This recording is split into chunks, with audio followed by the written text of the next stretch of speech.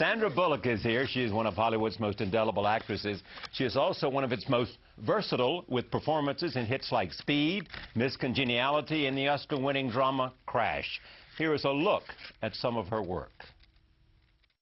Miss, can you handle this bus? Oh, sure. It's just like driving a really big Pinto. I need to know, can you handle this bus? I'm fine. Just tell me what the plan is.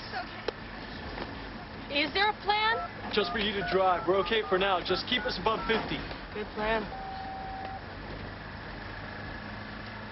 So you're a cop, right? That's right. Well, I should probably tell you that I'm taking the bus because I have my driver's license revoked.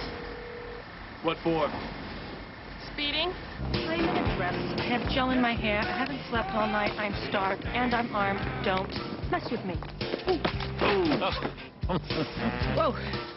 I'm fine. I'm cool. I'm good. I wake up like this every morning. I am angry all the time, and I don't know why. Carol, I don't know why. And Yeah, call me back.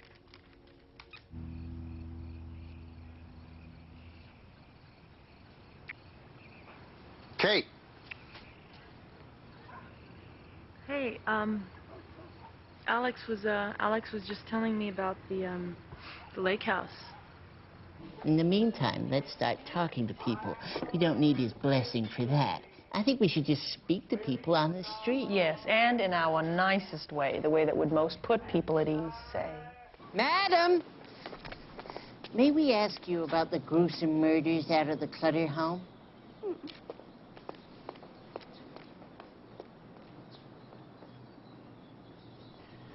Maybe you should drop the word gruesome. There he was, Standing. kneeling Like a man. on a bed of rose petals in a tuxedo. Your son. Your son.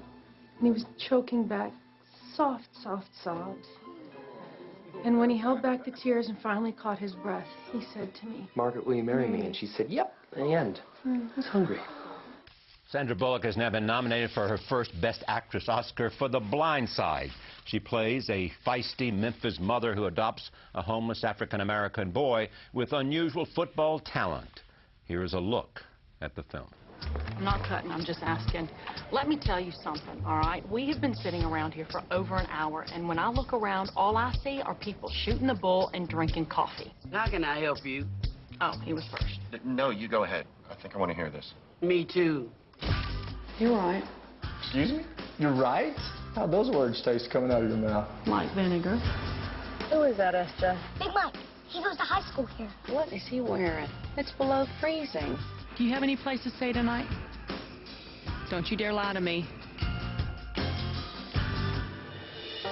was this a bad idea? What's the big deal? It's just for one night. It is just for one night, right, Leanne?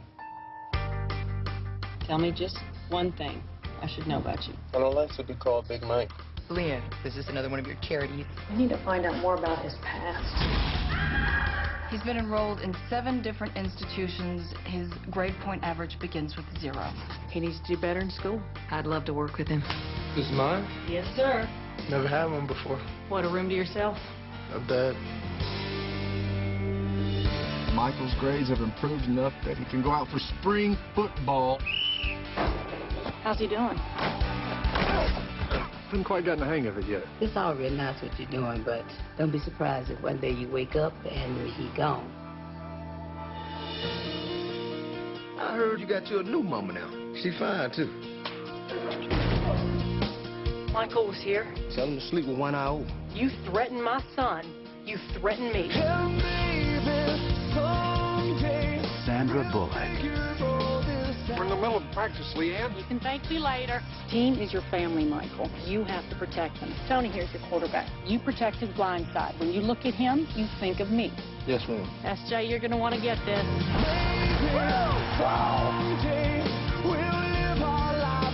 Mike's the best left tackle I've seen in years.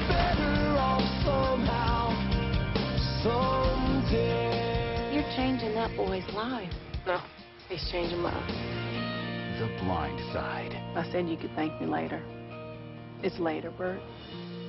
The Blind Side has also been nominated for Best Picture. I'm pleased to have Sandra Bullock back at this table. Welcome. Thank you. Thank Good you. to see you. Good to see you. And that incredible body of work we just saw. Well, it's good. Tell me about this story. I got the script. It was a beautiful script. I mean, you sometimes read a script and you can see the whole thing play out. It was beautifully written, every beat, every moment. But the character of Leanne was a bit much. I didn't buy it. I said, I don't know how to play this. I don't know how to find the person in there. And I didn't buy that she was real. I thought it was sort of a writer taking liberties on a character. And our director, John Lee Hancock, just could not describe her. I kept saying, well, what is it that she's about? This is before you took the part, before or I after took the part. before I you took the part. Because I just wanted to know, why do you think I can play this woman? I don't see, He couldn't describe her. And so finally, 8, 9 months later, he said, well, why don't you just go to Memphis and meet her? And so there was a time I was in Austin. I said, why don't I just go down to Memphis and meet this woman, and we'll sort of call it a day. And I met her, and just 8 hours later, I was thoroughly exhausted. I can't describe her. I can't, because it's an energy and it's a drive she has that you either get behind her and get caught in the draft, or you get out of her way, because she doesn't care who she hurts along the way, as long as she gets done what she needs to get done. And so I didn't say yes after that, but I think weeks later I saw a crack in her veneer which said, I understand why she's that way based on her upbringing and things that she'd experienced. But I also said, once you were there, once you started filming, you said it was the worst. This is a mistake. I shouldn't be here. Why am I here? I don't get this. It was horrible. There's actually a tiny piece of the scene left in the movie, but it was literally maybe 2 lines that I had with one of the guys that was one of the gang members, and I could not figure it out. Couldn't gel. Nothing clicked. It was hot. I was not good. John couldn't help me, and it was literally a scene that should have taken maybe 30 minutes to shoot. Went on to like 3 hours, and I literally got in the car and I said, I've made a huge mistake.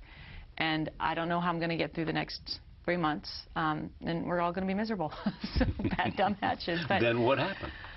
I don't know. I think week 2 happened, and there were some scenes that actually had flow of dialogue and energy, and the kids came. The kids got there. Lily Collins and Jay Head and Quentin Aaron. And once we were in the family unit, the rhythm made sense. And I think just wearing Leanne for a while and having worked with her rhythm and her cadence, it just, I don't know what happened, but I think once the kids got there, something connected with the banter back and forth, and I found the rhythm there, and it made sense to me. But that first week was not a good time for me. Did the director say to you, this is why you write for this, this is what makes you the perfect person to play Leanne? He didn't. Well, I kept saying it. He was so calm about it, and I thought there was something wrong with him. And when someone has such ease about what they do, you always question it. We're okay with drama and someone struggling, but I couldn't understand why he was so calm. But now looking back, he spent 2 years with this family, and later on I looked at it, I go, well, maybe Leanne and I have more in common than I thought. I thought myself to be gentler, and apparently I'm not. But you mean people rush forward to say to you, you're exactly like... That is you. No, my sister said that. Yeah, she said, you might want to look at this. So tell me who she is, Leanne. Leanne Toohey. If I could tell you who Leanne was...